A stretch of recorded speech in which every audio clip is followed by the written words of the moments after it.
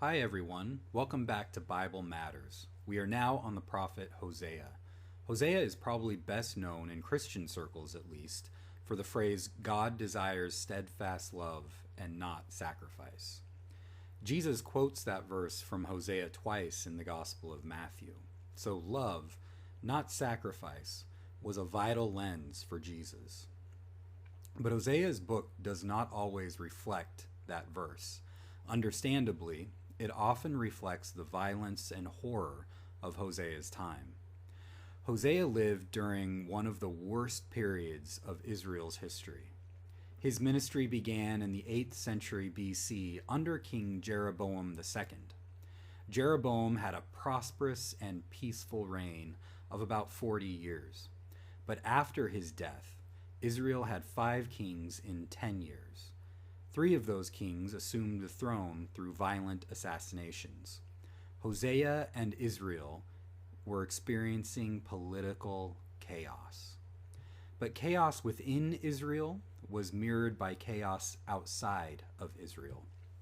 The Assyrian Empire expanded its territory through violent conquest and war.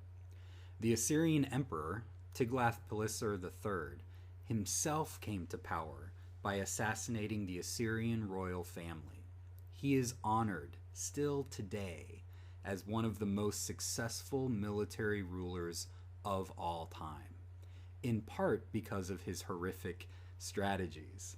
He slaughtered the people he conquered and impaled their bodies on stakes near conquered cities to display his power before his victims. But he also implemented mass slavery and deportation of the nations that he conquered. He exiled people from one nation to another in order to create confusion and despair among the people that he conquered. This caused them to lose hope in any kind of rebellion or any kind of future. And under Sargon II, a successor to Tiglath-Pileser III, the Assyrian Empire conquered Israel in the year 722 BC. The big question for Israel and Hosea during this time was, how could this happen to us? Isn't God on our side? Well, in many ways, Hosea's answer was just like the other Hebrew prophets. He said, we messed up.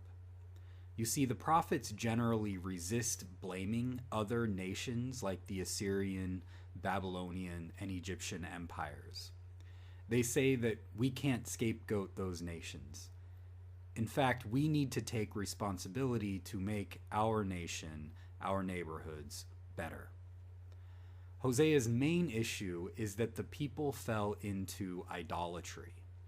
They worshipped other gods, and Hosea claims that Israel played the whore and committed themselves to whoredom with idolatry. This Hosea's metaphor here of the whore is important for him, and we'll come back to that metaphor in a minute. But the problem of idolatry led to more problems. The priests who led the people into idolatry also led them into corruption and violence. In chapter 4, Hosea states, "There is no faithfulness or loyalty, and no knowledge of God in the land. Swearing, lying, and murder, and stealing and adultery break out. Bloodshed follows bloodshed." Israel was experiencing what the 20th century anthropologist René Girard calls a mimetic crisis that led to bloodshed following bloodshed. Violence was supreme, and everyone imitated their neighbor's violence.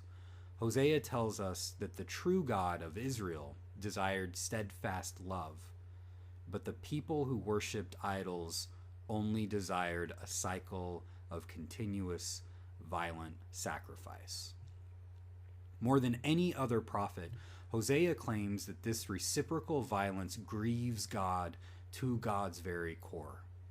The 20th century Jewish theologian Abraham Joshua Heschel stated that Hosea revealed God's pathos, or God's deep suffering, not just at idolatry, but at the violence among the people.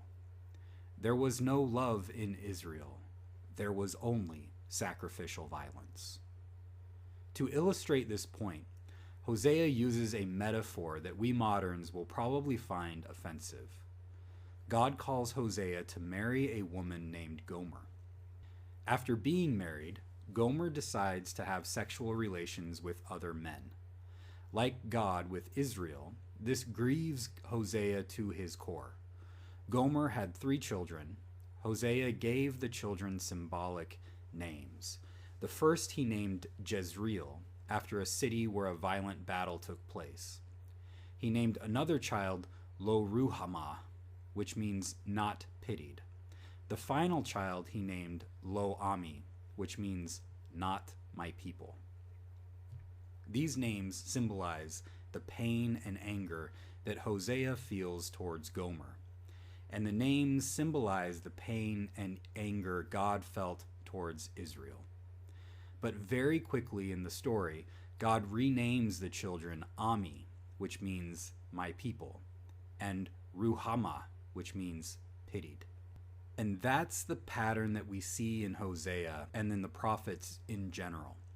Doom never has the last word. The last word belongs to hope, compassion, and reconciliation. Still, Hosea's methods for reconciliation are troubling. As Hosea 2:10 states, I will uncover her shame in the sight of her lovers, and no one shall rescue her out of my hand. Hosea punishes Gomer, and thus God punishes Israel by shaming her. And according to Hosea, it works. To be honest with you, I'm repulsed by this message. It's a message that could lead us to think that spousal abuse is okay. And of course, it's not. Many commentators point out that it's important to note that Hosea was writing in a patriarchal culture, in an honor and shame society. A man who couldn't control his wife's sexuality was shamed. Hosea was trying to say that God feels shame in a similar way because the people worshipped other gods and failed to love one another appropriately. But it's hard to hear that message when Hosea shames Gomer in such a public way. When Christians hear this story, we would do well to think of Jesus on the cross. Jesus is a lot like Gomer. Jesus, just like Gomer, was shamed, stripped naked on the cross. He was sent there not by an angry God, but by angry humans. He forgave his persecutors, revealing the truth that Hosea hinted at, that God indeed does desire steadfast love and not a continuous cycle of sacrificial violence. Well, that's it for this installment of The Bible Matters. If you liked this episode, please like and share it with others. Hope you join me next time when we discuss the prophet Joel. Until then, grace and peace be with you. Bye-bye.